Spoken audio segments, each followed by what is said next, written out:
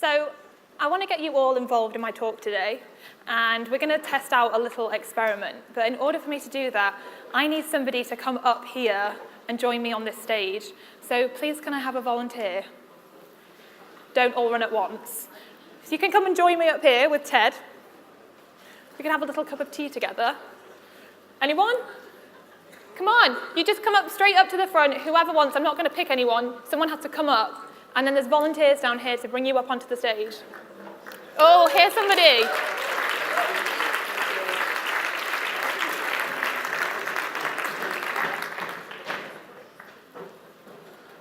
It's a bit of an obstacle course, I think. But I promise it's worth it.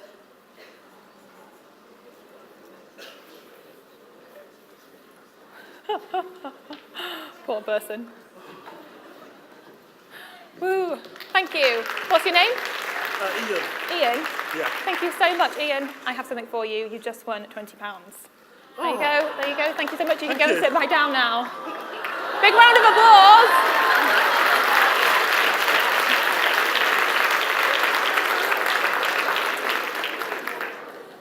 So, my question to you is this. Why didn't you volunteer? What stopped you from coming up here? My guess is it was probably for one of these reasons. Fear. Fear of coming up here in front of nearly 1,000 people. It's pretty damn scary. Or maybe it was fear of the unknown because you had no idea what I was going to get you to do. And maybe you thought, oh God, she's going to ask me to do something. I'm not going to be able to do it, and I'm going to look like a complete prat. Or maybe it was because of obstacles.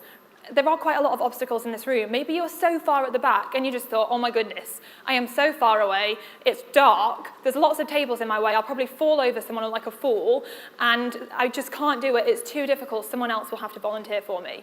Or maybe it was just that it was lack of motivation. Maybe you just couldn't be bothered to move and come up here. But no matter what your reason was, your decision started up here in your mind. Because the moment I said, please can I have a volunteer, thoughts will have started flooding into your mind. That little voice inside your head would have started talking to you. And maybe for some of you, it was saying, oh God, what is this girl going to get us to do? I don't want to go up there. Please don't make us do anything really stupid. And then maybe for some other people, you were thinking, maybe down at the front, you were like, oh gosh, I don't want to do this. Look away, avoid eye contact. Then she won't pick me. And then maybe for some of you, the moment I said, please can I have a volunteer, maybe fear and doubt and worries just flooded through you at the prospect of actually coming up here, in front of so many people. And then, for those of you that did volunteer, you were thinking something entirely different. You were thinking things maybe like, ooh, she wants to volunteer. I wonder what she's going to get us to do. How exciting, I'm going to do it. Or maybe some of you thought, oh my gosh, this is really awkward. No one is volunteering, so I'm going to have to step up and do it. But for those of you that didn't volunteer, you missed out on the chance to win £20. But this experiment isn't about the money. This experiment demonstrates the power of your mind. The fact that what is going on up in your head has such a huge impact on the actions that you take, on the decisions you make, and the things that you experience. And it's not just in silly situations like this where people miss out on amazing opportunities. People are missing out on incredible opportunities all of the time because of what's going on in their head, because they are making bad decisions based off a really bad frame of mind. You know, those kind of self-limiting thoughts like, I can't do that, or I'm not good enough, or I don't have the time or the money. Or maybe it's that you think, I can't be bothered, I'll just do it tomorrow. But then you never do it. And so these wonderful ideas and these incredible potentials stay locked up inside, and you never do anything with them. And that is exactly what was happening to me a few years ago. It was the summer of 2005, and I'd just finished studying my first year of law at the University of Birmingham, and I had completely run out of money. And I was like, what am I going to do? And so I started to look around for jobs, and was looking around and found absolutely nothing appealing. So I was looking around for more opportunities, and eventually found this opportunity. It was to start my very own mobile phone unlocking business, which basically meant that if you had a mobile phone and it was locked to a certain network, and say you wanted to go traveling to Australia and use an Australian SIM card, you could come to the website and unlock your phone. There was just a few massive problems with this. First off, I didn't really know much about mobile phones beyond the fact that they made calls and sent texts, let alone mobile phone unlocking. And I had no idea how to build an online business. But the only other opportunity was to sell sweets at Cirque du Soleil. So I was like, sell sweets at Cirque du Soleil, start my own business. So I obviously went with the idea of starting my own business. It sounded way more adventurous. So I got started, and I realized really quickly that when you don't have a clue what to do, the only thing you can do is ask for help, and that is what I did. So I asked for help, and within a few short weeks, I'd put together probably the world's worst website, and I discovered Google AdWords as a way to drive traffic to the website. And with a credit card and a spending limit of £30 a day, my business was officially up and running. Then over the next couple of years, when I wasn't studying for my law degree, I was learning how to build this business. I was reading books, I was listening to audio programs, and in my final year, I went to night school to learn more about web development. I graduated in 2007 with an amazing degree and a business that was flying. And I decided that being an entrepreneur was going to be way more fun than being a lawyer. So I set my sights high, and I decided to take the business global, to build a successful global business. So we got a new supplier based in America who could unlock practically every phone under the sun. We redid the website, we expanded the team, we got really good at online marketing. And then within a few years, we were receiving over 100,000 hits to the website every month. And we were selling thousands and thousands of codes every single month. And I had reached my goal to build a successful global business. But there was one massive problem. I was miserable. I was running this business predominantly from my home office, where I lived in an apartment. My second bedroom was turned into an office. And I felt completely lonely, totally isolated and lost. Something that I think so many people experience, but not very many of us talk about. And I crumbled. I started to question everything, and I started to think questions like, what am I doing? What is the point of all of this?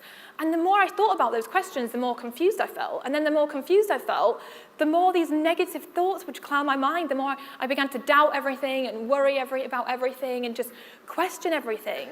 And as the months rolled by, I became more and more negative, more and more self-defeatist. And literally, this positive, optimistic, and go-get-it person that I once was had just disappeared. I'd become totally negative and self-sabotaging. I'd come up with ideas, I'd shoot them down, I'd talk myself out of it. Then it got to 2010, and I felt like I was in complete despair. And so I packed my bags, and I went traveling to Australia in the hope of having an epiphany. Spent 3 months traveling around Australia, no epiphany. And I was just like, what am I supposed to do? So then I came back to the UK and felt even more miserable than before because all of my problems were still waiting for me and the weather was rubbish. So then I was just like, what am I going to do? So for the next few months, I felt myself being suffocated by my problems, where you feel like you just can't get rid of these doubts and these worries, and it was all I used to focus on. I would come up with ideas, I would find opportunities, and I just talked myself out of it, thinking that I couldn't do it. And then finally, in 2011, I figured out where I was going wrong. And I believe I was going wrong for two massive reasons. The first reason was that, yes, I wanted to be successful, and quite frankly, doesn't every single person in this room want to be successful? But mobile phone unlocking was not my dream. And at the time, I was reading this book by Michael Gerber called The E-Myth. And in The E-Myth, there's this chapter on primary aims. And Michael Gerber says, imagine walking into a room, and sat in the room are your friends and family. And as you walk down the center of the room, you see a box. And as you get to the front of the room, you realize that you're in the box, and it's your funeral. And he says, what kind of things do you want people to be saying about the kind of life that you lived, about the kind of person that you were, and the kind of things that you achieved? And I realized I had no idea. So there was no wonder that I felt so off track. I had never, ever been on track. And the second reason why I think I went wrong is because of what was going on up here, what was going on in my head, all these doubts, all these worries, all this self-limiting belief. And I came across a quote by Anthony Robbins that said, "Your destiny is determined by the choices you make. Choose now, choose well." And I realized that I was responsible for this misery. I was responsible for the fact that I was stuck in a rut. I remember looking at my life thinking, I am waking up every single day and focusing on my problems. I am waking up every day and giving so much focus and attention to all of these awful thoughts, these doubts and these worries. I'm coming up with ideas and I'm shooting them down. I'm talking myself out of doing anything whatsoever. And I realized that if I wanted to live an incredible life and achieve amazing things, and I really did, that I had to get my mind to be on the same wavelength as me. I realized that I had to figure out what it was that I wanted to achieve, why I wanted to achieve it, why it actually meant something to me. I had to figure out the kind of person that I needed to become in order to make it happen. And then I had to program my mind to make it happen. I had to program my mind for success. And that is exactly what I ended up doing. Mission success began. And so I started this off by thinking about, what do I actually want? And so I looked at my life and I thought, I love being an entrepreneur. I love coming up with ideas and turning them into a reality. It's so much fun. And then I looked at my problems and thought, I feel really lonely and lost as an entrepreneur. And I looked at them with a different perspective. Rather than feeling really bad about it, I thought, what can I do about it? There must be other people out there that are in exactly the same position as me. So I came up with this idea to create the Female Entrepreneur Association, and it sounded so official. And I was doing it, and I had this massive idea. I would create this global network of thousands of women from all over the world and help to inspire them and connect them and just help to empower them to build successful businesses. But I had no idea how I was going to do this. So then I was like, right, I need to program my mind to make this happen. So I started by becoming consciously aware of all the things I was thinking of every day. And whenever I'd catch myself thinking something like, Carrie, who is going to come to this website? Who are you to give advice to anyone? This is rubbish. This is a ridiculous idea. You're never going to be able to do it. Every time I caught myself saying something like that, I would stop myself. And I realized that I had the power to take control over my thoughts rather than letting them control me. I knew that I could stop myself from thinking these things, and I did. I replaced the negative, rubbish, annoying thoughts and told them to shut up, and I replaced them with positive thoughts that were empowering me, thoughts that were actually helping me to move towards my goal. I also started to listen to guided visualizations to program my subconscious mind for success. And I got really into doing visualizations, vividly picturing what I wanted to achieve, seeing it happen, and then feeling it happen like it was happening right then and there, just like all the top athletes do.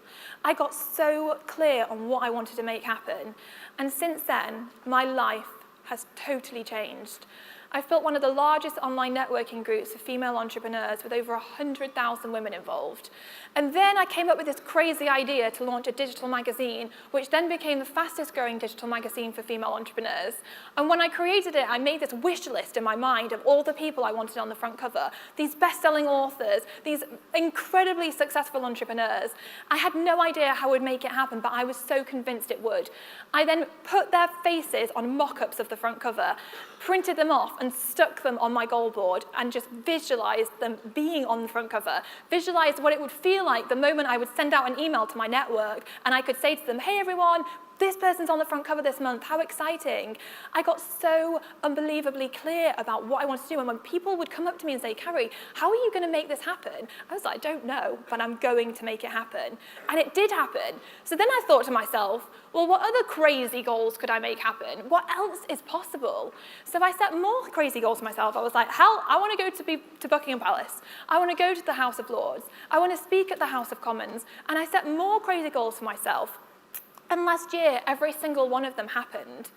And I realized that if I could get my mind to be certain that I could make something happen, that somehow I would figure out a way. And I always have, because success is no accident. Living an incredible life is no accident. You have to do it on purpose. And it starts by knowing exactly what it is that you want to achieve, knowing why you want to achieve it, knowing the kind of person that you need to become in order to make it happen, and then programming your mind to make it happen. Because you just have one life in which to achieve everything you are going to achieve, so you have to act accordingly. Thank you so much.